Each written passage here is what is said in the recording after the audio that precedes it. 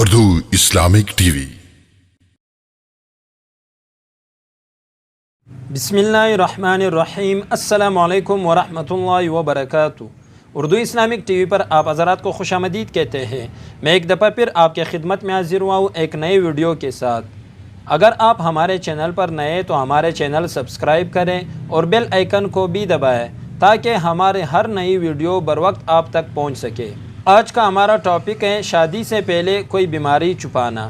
کسی نے سوال کیا ہے کہ اگر مرد یا عورت میں کوئی بیماری تھی، اس نے شادی سے پہلے نہیں بتایا اور شادی کے بعد وہ بتایا، اور خاص کر وہ ایسی بیماری تھی جو اولاد کے پیدا ہونے کے کم چانسز تھے، تو ایسے حالت میں عورت کو طلاق دینا چاہیے یا نہیں؟ مسئلہ ایسا ہے کہ عورت کی بیماری ہو یا شوہر کی، اور بیماری بھی ایسی بیماری ہو جس سے اولاد کے پیدا ہونے کے چانسز کم ہو، تو یہ اگر شادی سے پہلے اس میں یہ بیماری تھی اور اس نے نہیں بتایا تو یہ بالکل دھوکہ ہے، اور ایسا کرنا حرام ہے، ناجائز ہے۔ کیونکہ شادی کا مقصد یہی ہے کہ نسل بڑھانا۔ جب اصل چیز ہے، جو مقصد ہے وہ حاصل نہیں ہو رہا تو پھر آپ نے شادی کی تو یہ ایک دھوکہ ہو گیا۔ شادی سے پہلے یہ بتانا چاہیے کہ مجھ میں یہ بیماری ہے، میں بچے پیدا نہیں کر سکتی۔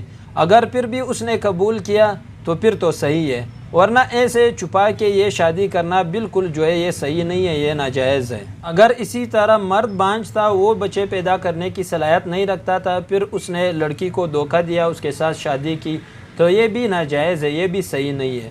اگر آپ نے ایسی لڑکی سے شادی کی ہے جو وہ بانجھ ہے، بچے پیدا کرنے کی صلاحیت نہیں رکھتی، تو آپ اس کو طلاق نہ دیں، بلکہ بچے کے لیے آپ دوسری شادی کر لیں تاکہ آپ کا نسل بڑھے اور آپ کے بچے ہو۔ امید کرتے ہیں آپ حضرات کو ہماری ویڈیو پسند آئی ہوگی۔ مزید اس طرح ویڈیوز دیکھنے کے لیے ہمارے چینل کو سبسکرائب کریں۔ تب تک کے لیے اجازت دیجیے، پھر ایک اور نئی ویڈیو کے ساتھ ملاقات ہوگی۔ اللہ حافظ۔